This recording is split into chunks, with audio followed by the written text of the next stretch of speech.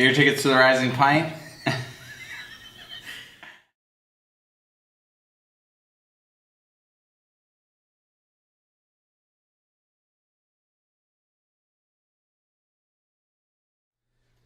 All right, welcome to Talking Beer. I'm Ryan. I'm Brett. And this week, Brett's back from vacation, and we're ready to drink some beer, man. Yes. I have been waiting for you to get back to drink beer. Yes. You haven't drank since? Well, I've been taking my share for sure. I went to an all-inclusive resort with my own alcohol. I brought a case of beer and 4 bottles of sour. Whew. So I actually literally brought an old suitcase, bomb-proofed it so that nothing inside could get hurt, and put all the beer in there nice and safe, and then paid for that to go down, and then just left it with the guy that was managing the bar at the club. How did you how do you recommend someone pack their beer if they're traveling and they want to either get it back from somewhere or take it with them? I like to put them in like a 12-pack box that's a cardboard box. Mm-hmm. And just pack it tight, because I want to take a bunch. If I'm taking a few bottles, I do air wrap it with bubbles and just kind of put it in my clothes. In the summer, going to summer vacation, I found that it was much more difficult to fly with than going somewhere cold, because you don't have all the padding. Yeah. You don't have all the layers. You don't have all that. So it was, I had to use bubble wrap. But you can actually just don't have to. You could just. Most times, and I do fly both directions. I leave with beer and come back with beer. Except for St. Lucia, I didn't come back with any beer. No, I went.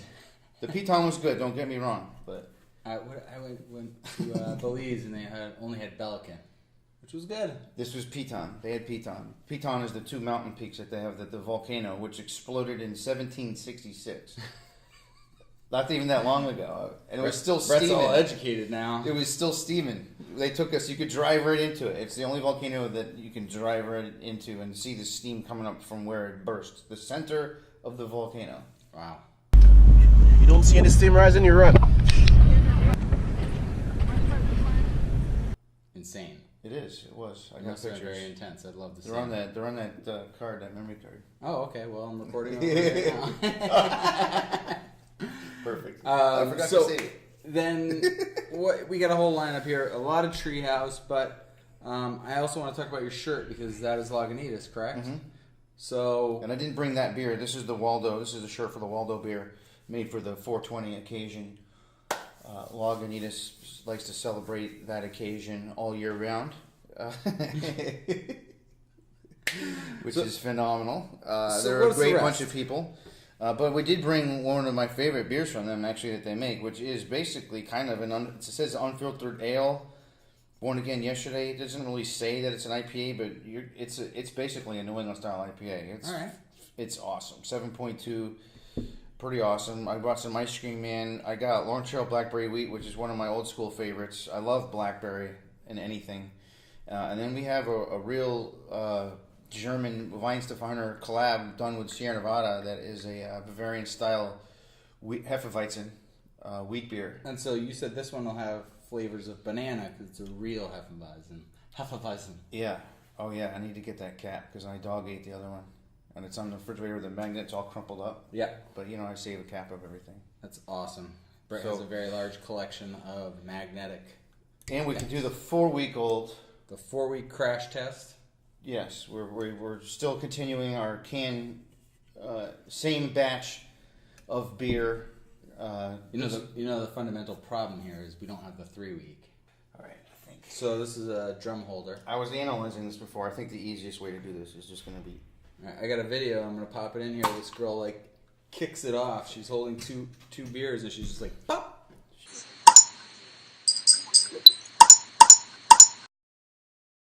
I will provide this challenge to you at some other point, maybe next week. Okay.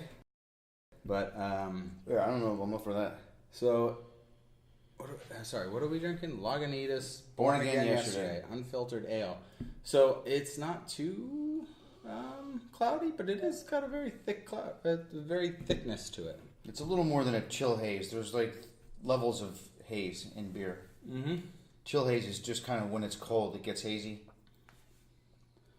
It's very nice. This is just a regular haze. I mean, but it's not like this one. Where do you see that? I can't wait to see that. So this one is, again, we should swirl it a little, right? Get some of the carbonation. Oh yeah. So that to pop. Yep, and release some of that the hop oil that's in there, and bring that aroma to your nose. Sweet, this is nice. It's got nice. I don't know what the hops are in it, but it is delish. Now I was thinking about this because, to me, the range of IPAs kind of goes everywhere from super bitter to this is a very smooth bitter. Yeah, and I've introduced a lot of people to IPA category that traditionally wouldn't touch an IPA because they've traditionally been bitter. Right. And the bitter ones are all well and nice, but most people in the IPA that drink IPA categories are excited about IPAs nowadays, are into the new kind of IPAs that really have all late addition hopping going on. And what that means is, to make the beer bitter, you put them in early addition. Sure. And that, when you boil the hop, the oils come out and they get bitter. Okay. And that aroma that we're smelling goes right up, like you're making a batch of soup. Like if you're water oil separating, it's sitting on top and then it's becoming the vapors. Correct. The CO2. Yeah. Okay. And it's releasing oil when you're boiling, but that flavor that you want is going out the chimney. So that's when dry hopping and late additions come in, where you can actually get, late addition, you can get some of that flavor. Right. But you get the juiciness from dry hopping. Or from nowadays, there's other techniques. Now it's more than dry hopping. There's lupulin powder, which is and the extra, when you take the hop and crunch it up and you open it up and you look at it, there's that yellow gland that's on the inside. Yep. That's really where all of the taste comes from. So I just got my trellises built. They're 20 feet up in a big triangle, and I'll have... How long? Each pole is 20 plus feet long. Oh. So they're huge. High or long? High. Yeah, well, how many... How big's the field? Oh, I'm just doing 4 plants right Okay. now. And they're going to have each corner of that, so it'll just go up as big teepees, essentially. But we'll see how it works. And my bees came last week, and they're up and running, and you can see our bee blog or Bees on Bridge on Facebook. Eventually, when there's enough honey, we can get them in somebody's beer around here. That's what I'm hoping. I know people. All right.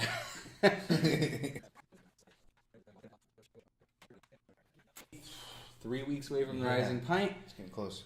If you haven't got your tickets yet, I highly recommend you do, because they are selling like hotcakes. And they are cheaper now. And they are cheaper now. If you're going to buy them at the gate, it's extra fee, right? Right. $10. So get your tickets now. Remember, everything is included except for bites of food, which will be at happy hour prices. Yeah. And there's a ton of those, a ton of food there too. So May 12th, day before Mother's Day. 1 o'clock. 1 o'clock till 5 o'clock. 5. I got 2 great bands. Rift, tribute to Fish, who just did a 2-night run at Main Pub in Manchester. And that was pretty awesome. They're playing great. And then Rain is going to be playing after them. Local rock jam band. Saw them. They are excited. They're stoked. And so it should be an awesome day. And we're getting the website completely updated with all the breweries, so they should be all on there now and live and ready to check out, see what's coming. All right, so what else we got? Well, let's wheat. You want to do wheat or that one? I would like to try this one. Oh boy, another bottle. All right. Let's try a different. That one didn't really work so well. I think this will work really well. Nice. We'll pour that over here so we can see the... Give me an angle. Give me an angle. There we go. This is a... There you go, Les. Bring it up. There you go. Oh, I like the color. It's nice amber golden. Yeah, so why is that color? Because it's going to have like a little caramel malt maybe? Yeah. A little richness to it. Little... Ooh, I like it. It smells like bananas. Mm-hmm. So... it's rich. People mostly see... what do they see for wheat beers on tap. Hoegaarden. Hoegaarden. Yeah, those are the ones you see most of. You do see some craft ones here and there. Sure, but this is similar to those that you just mentioned: Shock Top, Hoegaarden, etc. So it's got that same kind of. It's that same kind of beer. Like a Belgian yeast, or this one isn't Belgian. This is German, Bavarian. And these are the ones you typically see with like fruit in them or something like that, like a lime or orange. Lemon, orange or a lemon. Lemon for this. Yeah, this is good. Actually, is I would nice. I would not want a fruit in mine. Actually, technically, I'm a fruit lover, but I don't think I would want a fruit. This one doesn't need it. I want to taste that banana. I don't want the fruit in there to take away from my odd banana flavor that's coming from the way they brewed this beer with the European wheat. I've always felt that the Hoegaarden, when you add that fruit to it, especially the orange, you get more of the rind flavor. It kind of has like... keep it in my beer. Huh? I don't want it in my beer. It's like got that more rind flavor. The beer does. Yeah. And I feel like when it brings it out. Yeah, when it has does. it. So. Yeah. So this is a collaboration between Weinstefaner, that's a long word. Yep. And Sierra Nevada. And Sierra Nevada doesn't put out a bad beer, obviously. And this is made with Hallertau, so traditional Hallertau hops, and Amarillo and Chinook. So there's the collaboration. You got American Northwest Pacific hops blended with some German traditional Hallertau hops. This is nice. I actually feel like it could be a little colder, and that would make it more refreshing. Are Hefeweizens? Yeti, what's up? I use these. You see how the label is nice and dry? Because I use these. Nice and dry label. Oh. It's actually got a little warmer today. Probably should have used an extra one. Hefeweizens, should they be really cold? Well, in Europe, where this is from, they drink beer at like 45. We like it at like 38. So that's kind of a difference. It only seems like 7 it degrees, eventually gets to 45, but we like to start out colder. And actually, I like it colder. And then maybe it's just because it's what we're used to. I know I went to Amsterdam and they were serving Heineken at 45 degrees, and it's. You like not, it at a I like temperature? it. I like it at a colder temperature. I gotcha. Although, you don't get. They served when I was there. They served it in a bottle that looked like this, brown. It wasn't in a green bottle. That green bottle is like a marketing thing. Right. Because it makes the beer taste skunky, and people eventually like that taste. Right. And if you took it away, like you can in the can or on the draft with their BrewLock system, they have a patented system where if you get draft Heineken in the United States or Newcastle, it's a proprietary system that it's like a big, huge PET bottle, plastic bottle. Okay. And it's in a box, and there's a air compressor, like a fish tank, a big air compressor, and it just compresses it so that none of the air around here in the United States, anywhere, ever touch the beer. There's no CO2 in the beer. Whatever it is natural. And it comes out just because of the pressure of squeezing it. So the beer tastes exactly like it does in Amsterdam, which tastes nothing like it does in the American Heineken bottle. So people like light struck beer. People like it. The light struck beer, that's what I was going to ask. Corona has that's that when flavor. It's like that. So brown bottles keep the light out more. And when you go on St. Lucia and you go on a vacation and you get the bottles, that's what you get. You get light skunked beer. But it's okay. My favorite part... That's why I brought my own. My favorite part was when we went to Belize. You could tell they reused the bottles because they all had that chip edge right around here. So it was like they used them so many times. Well, they used to be the Bud and Bud Light bottles. Used to be in those reusable boxes, and they would call them bar bottles. Okay.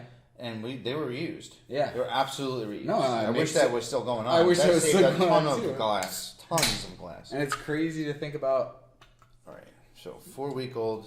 All right. So this is 4-week-old. We have upgraded to nice, clear cups instead of borrowing from Ben at Hog River. Thank you very much, though, Ben. Thank you, Ben.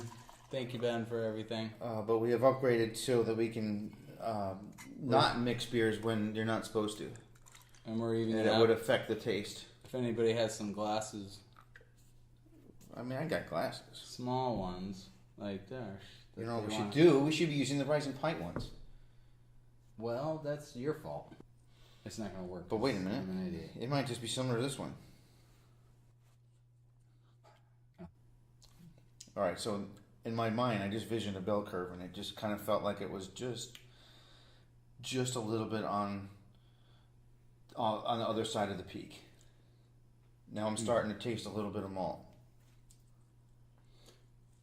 which we know is in here I will say this, though. because there wouldn't be alcohol without it. It is smoother than it Oh, was. it's smoother. It's not as Than it hoppy. was It's kind of through- leveled out. Yeah, It doesn't- it's like... the hops don't pop like they were Yeah. on week 3 I mean, and I week missed 2. week 3, but... Week 3 they popped. Week 2 they popped. Week 1 they popped, but there was a little bit of malt It was a grittiness. little too much. It was gritty. There was a little bit of grittiness on the back end. This is now, I feel, smooth on my tongue, but I can taste the bitter to the hops. It would be better for someone that doesn't like the burst of brightness of hops in their mouth and their face and their nose. Yeah, I don't understand those people. He doesn't understand me. I love it. But this is still great. it is still great. And I've drank this 6 months actually- old by accident just to test it out to see what happens. Kept cold the whole time. I've also tested another beer, Doppelganger, at 6 months out of the fridge. No, it was a year out of the fridge. No clumps.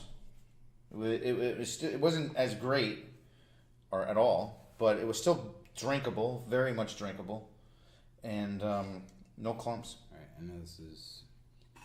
I want to pour to the bottom. I want to see what we get. No clumps. What? You're not gonna get any clumps in there. No, I'm not talking about clumps. I would actually like to see if there is clumps. Now that now we're mentioning it, let's give it its fair shot. I'm talking about more of a.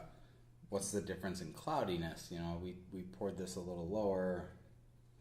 This one's This is the the end. Well, I guess it's not bad. That's delicious. Did you want to try that? I was gonna try it, but that's all right. I appreciate it. I thought it would be more funny. I just pounded it. I was like, I'm gonna stop, and then I'm like, fuck it. You worked it in, and it worked well. I was improvising. Leave the jokes to me, man. We're working off script. All right. I think that's gonna do it for this week. Wait. I know we'll try ice cream off screen. All right. Then maybe we'll take a picture and post it. All right. Well, No, before we go, quickly, what do we have here? I'm just gonna crack these two. No. Working off script.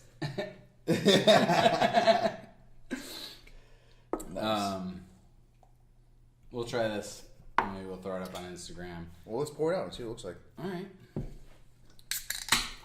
That I don't mind using the same cup for, but all right. No, yeah, I'm using the cup. All right. So ice cream. Before we go, thicker. I did a horrible job of pouring that. this smells like plastic. All right, here's is more better. It looks the same color as the last beer. It honestly, no, not even close. What? Oh yeah, you're right. That's what Brett thinks is the same color.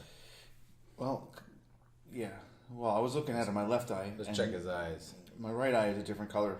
If there's an optometrist around that can maybe justify things. I had to return my contacts this week. Why? I went up a level, and then it was too much, and I can't read anything, and then it was like, I was getting dizzy. Oh, it's hard to. Yeah, I'm totally getting a nose full. All right, so All right. we're not going to record this part. We're done.